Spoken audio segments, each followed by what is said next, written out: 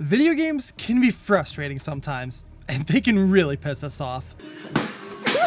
It could be that the enemies have giant health bars, or you can't figure out the solution to this stupid puzzle, or maybe it's because— oh, come on! I parried that! Whatever the reason is, there needs to be fair mechanics for the player to be able to beat this challenge. One of the reasons why we all love video games is because it can make a single button press feel like you just punched Satan in the face. That's when you know you have a good mechanic. I personally play games to reach that satisfying flow in combat where everything just clicks and you feel like you can conquer anything. This could be done by having a simple gameplay loop of having to avoid enemies and wait for that perfect chance to strike, or it could just be as simple as parrying.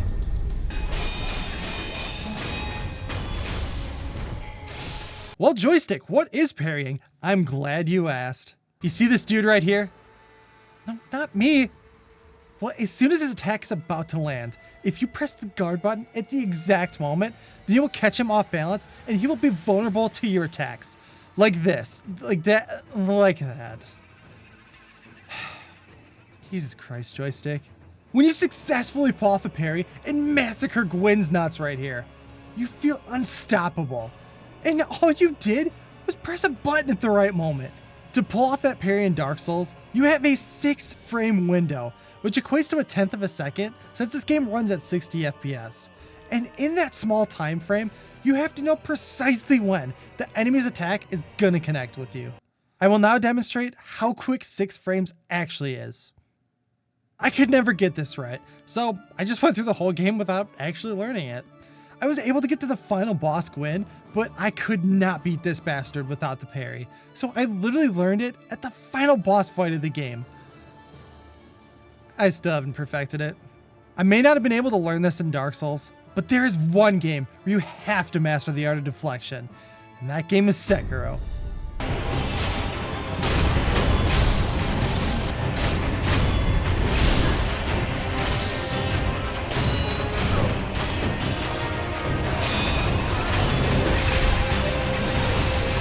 You cannot beat Sekiro without parrying. And now if you're sitting there thinking, well, yeah, I can. Good for you. Your dick is bigger than mine. Enjoy your 3 inches. Let me rephrase that. Any normal person can't beat Sekiro without parrying. Sekiro is a game built entirely around parrying your opponents until you break down their posture meter, aka their guard, which results in them being open for a finishing blow. With the game mechanics almost entirely revolving around parrying, the active window of frames that you have to actually pull off a successful parry is pretty lenient, being at 30 frames or half a second. Here's a demonstration of how long 30 frames actually is. There is a kicker though. A single parry won't leave every enemy open up to a death blow, so when an enemy throws a consecutive flurry of attacks at you, this epic battle turns into a rhythm game. Yeah, I'm serious. Let's take this centipede giraffe looking thing right here. At first, it looks like it's just randomly flailing about, but as soon as you start to parry it, you realize that there's a rhythm to it every time it throws itself at you.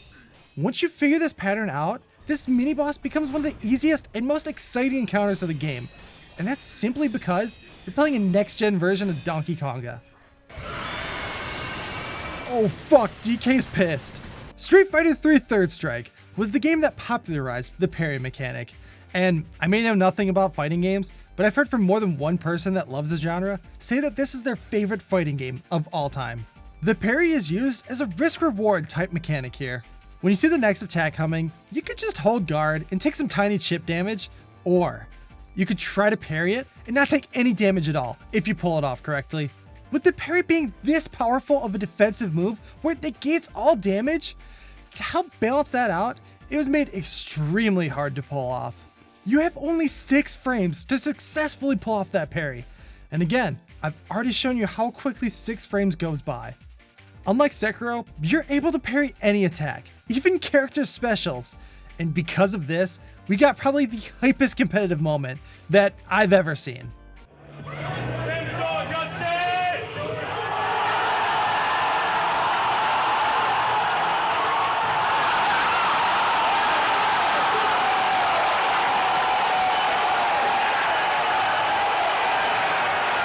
That was thought to be impossible before that match in 2004, because just come on, look at how fast Chun-Li's special actually is. Daigo was able to perfectly time 17 parries in order to not lose that round. So that means he had 6 frames per drum hit to be able to parry those attacks and not take any damage. Like, come on! That's insanity! This fight shows us exactly why parrying is the secret ingredient to deepening the combat experience of your game. It's a mechanic that, when implemented correctly, gives the player an almost frame-perfect maneuver that you're able to learn the timing of with enough practice and dedication. And the whole reason I wanted to make this video in the first place is because Metroid Dread understands this, but it fails to implement it in the place it needs it the most.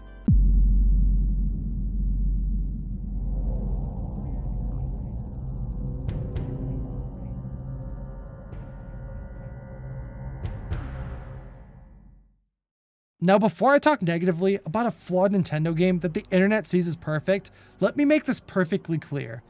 I love that this game exists. Metroidvanias are my favorite type of game, and I freaked when I first saw that they were making another 2D Metroid. This game is difficult, but that was a welcome challenge, and having to fight the bosses over and over again in order to learn their patterns, that delighted me. So when that little pop-up box came up and said that I had a slim chance of actually parrying these EMMIs when I got caught by them, I wasn't worried. I conquered Sekiro, which was the hardest game I had played to date, but man, Metroid Dread really raises that skill floor. If you get caught by the EMMIs, and trust me, you will, the only option of escaping is by parrying their attacks. You get 2 chances at doing that, and each time requires perfect concentration. And anytime I was actually able to pull it off, it just felt like dumb luck rather than actual skill.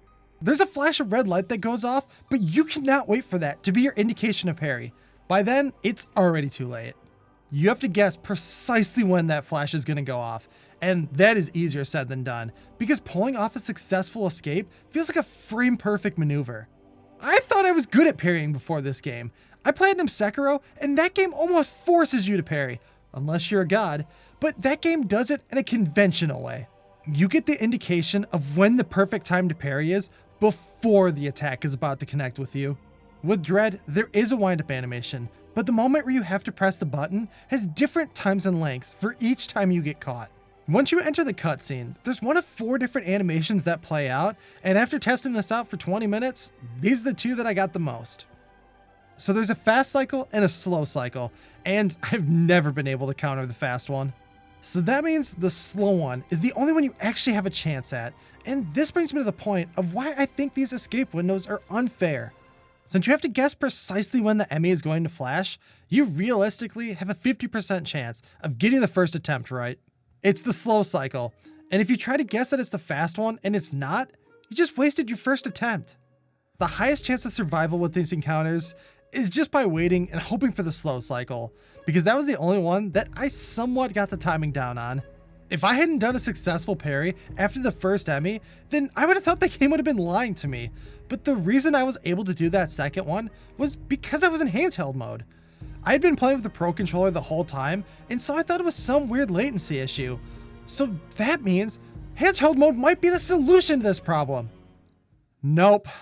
It's just another frustrating mechanic that's nearly impossible to pull off.